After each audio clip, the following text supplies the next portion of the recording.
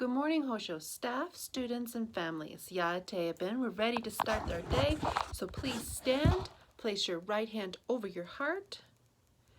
Our eyes are on the flag, bodies are still, standing respectfully. I pledge allegiance to the flag of the United States of America and to the republic for which it stands, one nation, under God, indivisible, with liberty and justice for all. We, the people of the United States, in order to form a more perfect union, establish justice, ensure domestic tranquility, provide for the common defense, promote the general welfare, and secure the blessings of liberty to ourselves and our posterity, do ordain and establish this Constitution for the United States of America. Good morning, everyone. Today is Wednesday. I almost said November. It's December 2nd. December 2nd. So, welcome to Wednesday. Today's the day that we are giving out the wreaths. If you ordered a wreath, if your family ordered a wreath, a holiday wreath, they are ready to be picked up in the multipurpose room today from 11 to 3. Mrs. Neff has given us some new music for this week, and we're just starting to play it today because technical difficulties. So this is a composer that we've heard before, Gustav Holst. Remember we had Song Without Words, and he also has composed a series of some music on which he has titled The Planets.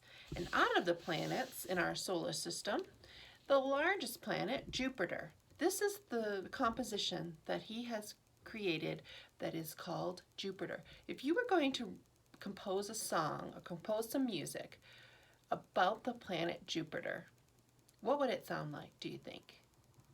This is what Gustav Holst thinks it sounds like. See if you agree.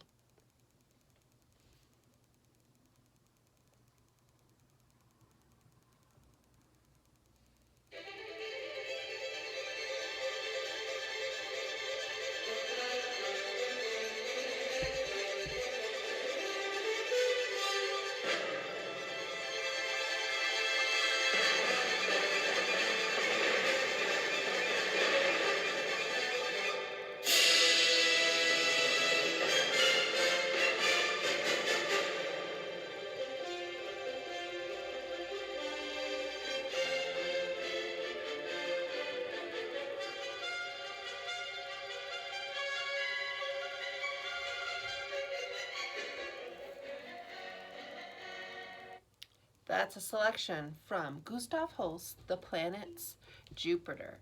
And remember last year we had Gustav Holst and it was the Song Without Words. Let's see if we can play that. Do you remember this?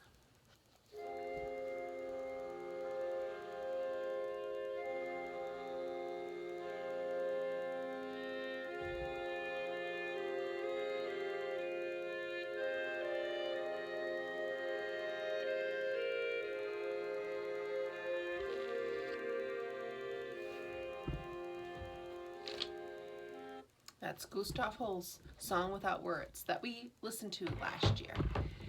So the poem this week, who's the poet?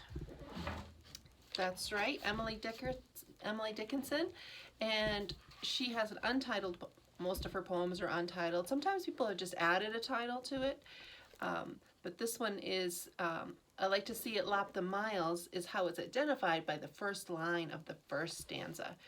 And we have 4 stanzas. And remember, listen for the personification of the train licking and lapping and having qualities of intelligence. So it says, then prodigious steps. The train, prodigious, very impressively, steps around the mountains. And we hear that it's supercilious, that it is very haughty and proud, and that it peers into shanties, these little huts around the railroad stations or the railroad tracks. There used to be little shanties, little shacks kind of, and it peers into shanties and it crawls between the rocks in the quarry where the rocks are mined, where there's a tiny little space for it to go through, and it crawls through that little space, complaining all the while, and neighs like Boanerges. So Boanerges is a reference, a biblical reference, talking about somebody who is a loud and somebody who gives a speech or a sermon very loudly. And then punctual as a star, stops. It says docile. She writes docile, like calm, and omnipotent, very knowing, knows everything. So very calm and all-knowing, stops at its own stable door. So let's see, when we read through this, if that's the same image that you would have of a train. We see lots of them in Gallup. I like to see it lap the miles and lick the valleys up, and stop to feed itself at tanks, and then, prodigious, step around a pile of mountains, and supercilious peer in shanties by the sides of roads, and then a quarry pair, to fit its sides and crawl between, complaining all the while, in horrid hooting stanza, then chase itself downhill, and neigh like Boanerges, then punctual as a star, stop, docile and omnipotent, at its own stable door. What do you think? Is that how you would describe a train? Definitely loud. We've been in the cultural center. The trains are loud. Okay, for art, let's review a few more pieces. So, do you remember this one where the poet, and it was very hard to see, but in the back the artist had painted the king and queen of Spain here in the mirror, and this is their daughter. Do you remember? Diego Velázquez, Las Maninas. And whenever we see a boat on the water, what does that make us think of? This is Winslow Homer, fog warning. Do you remember? And this one, look at the style of that. Does it look like the children playing on the beach? Little girl in a blue armchair. And who painted the children on the beach, playing on the beach, and the little girl in the armchair? Mary Cassatt. How about this one? Do you remember Impressionist painting? What do we have here? Two sisters, remember? And the painter? Renoir. And finally today for review, we have Leonardo da Vinci's The Last Supper. Right. How about we do one piece of architecture? You tell me what we're looking at here. Oops, lost my earring.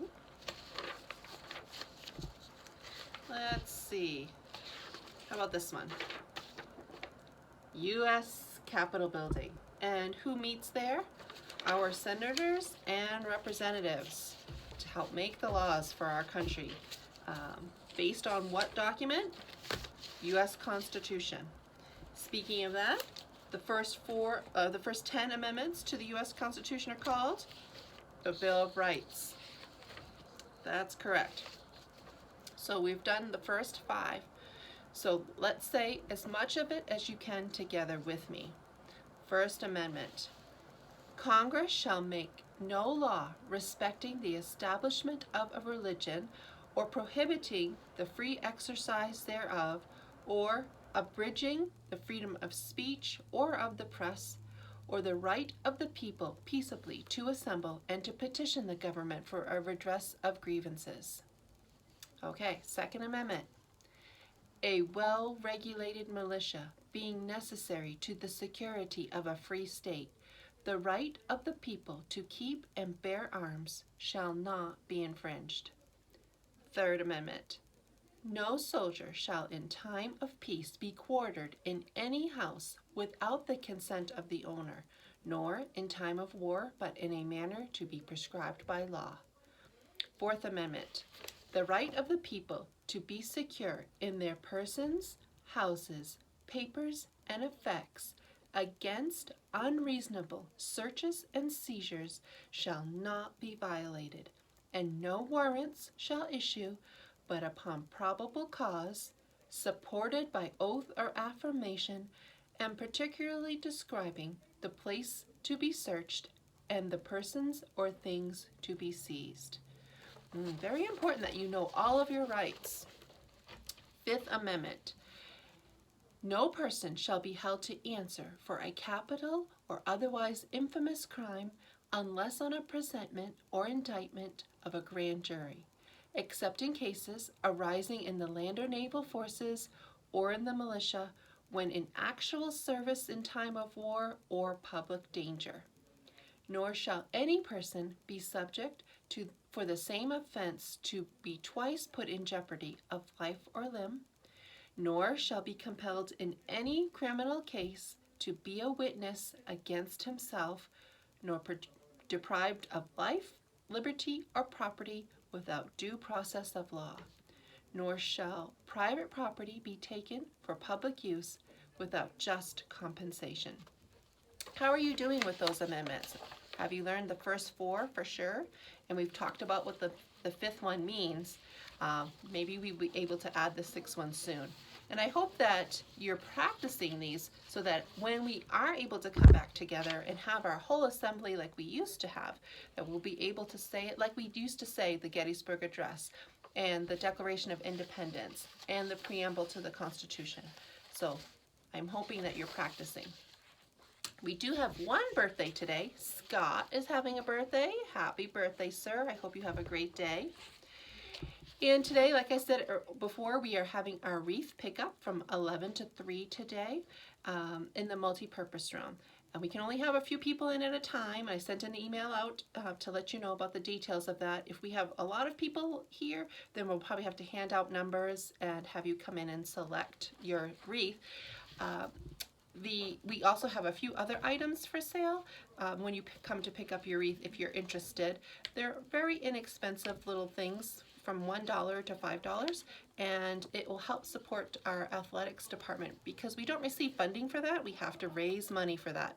And so in order for us to have the mountain bike clubs and the volleyball and the cross country, and then when seasons allow us to have it and when we are back together, we're hoping to have basketball teams and baseball teams and softball teams, soccer teams, even a football team.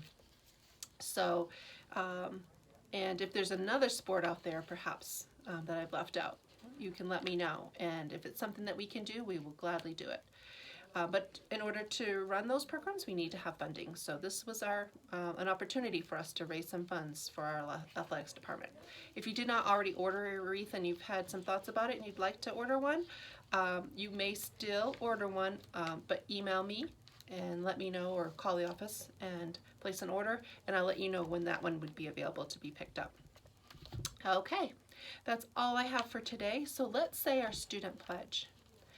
I will do the good, I will learn the true, and I will love the beautiful. And I hope you have a great day today.